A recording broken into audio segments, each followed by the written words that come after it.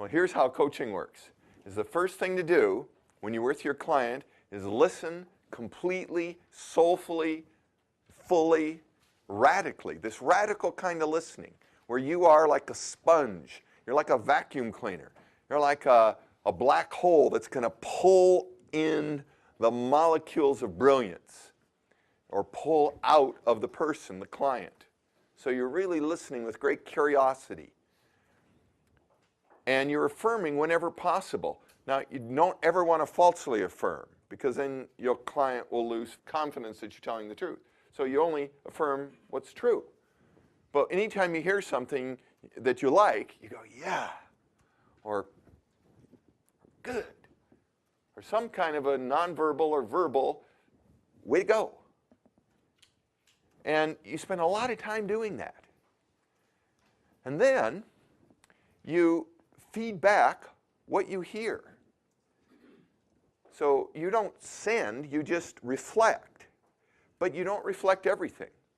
Some of you have been trained in active listening. Some therapists are trained in active listening. You'll know them because they'll say things like, oh, did you mean da-da-da-da-da-da-da? They'll feed back to you or kind of parrot back to you what you say.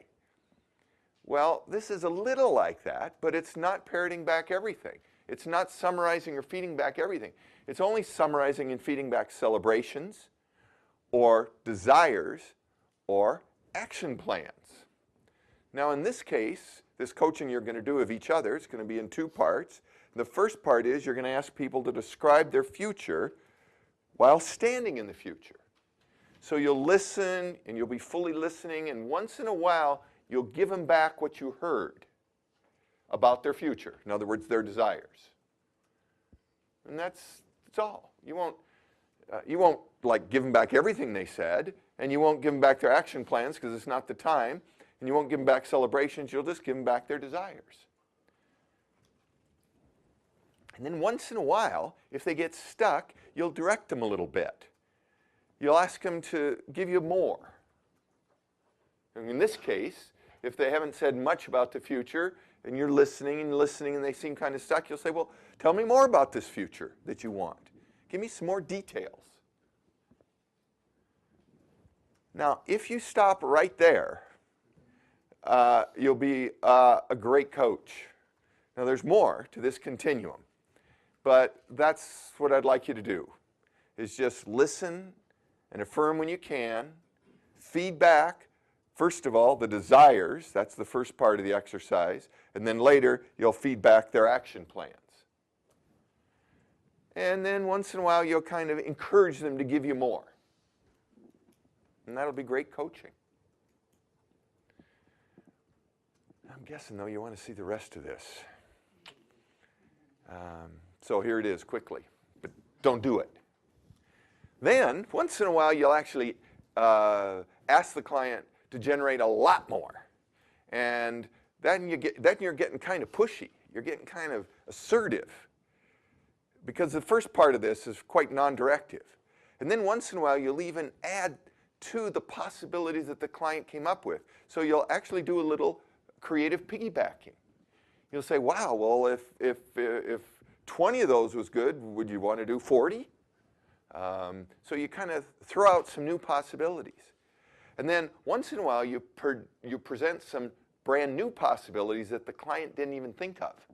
But you present a lot of them, and when possible, you present contradictory ones. Because otherwise, the client will think you're giving them advice. And you don't want that. Because then they'd go away and give you credit. You don't want that.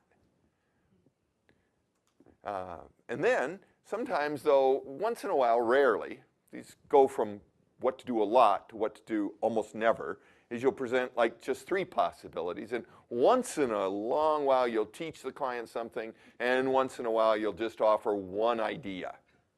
Now the reason you don't want to offer one idea very often is because many people, if they hear just one possibility, they'll think you're giving them advice or the answer, and that's not coaching. Now, questions before we break into duos and do this? Just a simple question. Exactly what future are we focusing on now? Are we doing it millennium ahead, 500 years ahead, our current lifetime future ahead? What I want you to focus on is the client is one of your top goals for the workshop. Excellent. Yeah. Okay. I want you to I'm clear. pick one of the ones, and probably one of the Okay. biggest ones, because it's going to be a fairly long exercise. Okay. And so whatever it was, pick Okay. one of those top 5 that you brought to the workshop and Excellent. I'm describe that future solved, achieved. Good. Somebody else? I was considering a goal around being, but that seems daunting. I wanted to see if you would advise against it or for it. No, I think it'd be a great goal, because you can describe in detail your being and even kind of the actions that occur from that being, like some of the actions that are related to it. So for example, let's say you had a being goal to be more generous, then you would describe that future, like what does generosity look like? What are the actions? What are the circumstances? What are the responses you get? And then also, what does your heart feel like when you're being more generous? Or, yeah, so I think it can work. Yeah, good. And right back you, Eric. Could you give a couple of sample questions and or statements that we might say as the coach?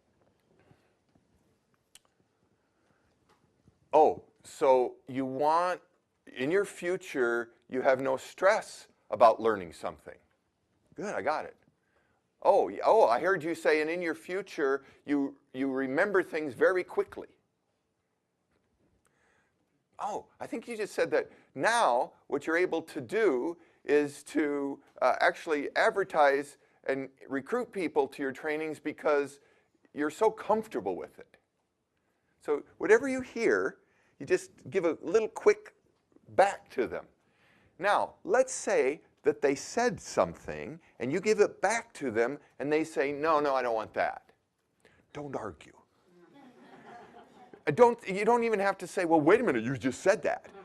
Because that's the reason you're reflecting it, to give them something so they can see whether or not that's really what they want. So when you reflect it, and if they say, no, I don't want that, then that just means that they got clear. So then you say, well, tell me more. You guys are going to be great coaches. This is the fastest coach training I've ever done. And I just have this sense that, first of all, because you're going to mostly listen. And then once in a while, you're going to affirm. And then once in a while, you're going to tell them what you heard about their future. And then in part 2, about how they got there. And then once in a while, you'll encourage them a little bit with your words. You know, come on, give me more detail. Anything else? And am I speaking, like you talked about earlier, there's my future and I'm working my way backwards, or just what it feel like what happened, where I'm at in the future? You're speaking, first of all, in part 1, like you're already arrived. Okay. Like your example earlier, you'd say, yeah, well, I'm in 32 museums now. And I got 2 or 3 pieces in some of my favorite museums, which are this one, and this one. And plus, I've got a lot of new commissions. As a matter of fact, I've got so many commissions, I can't get to them all. So I've just tripled my price. Something like that. Yeah. And then when we go to part 2, you'll say, well, let me tell you how I got here. About a year ago, after I cracked my first big museum, 13 museums called me and wanted my stuff. Fortunately, I had already produced it because the year before I knew this was coming, and I produced a whole lot of work. And my first big commission occurred the year before that. And it occurred because I went and... Yeah, I got you. Got it? Yeah. All right. All right. Thanks. Well, let's try it.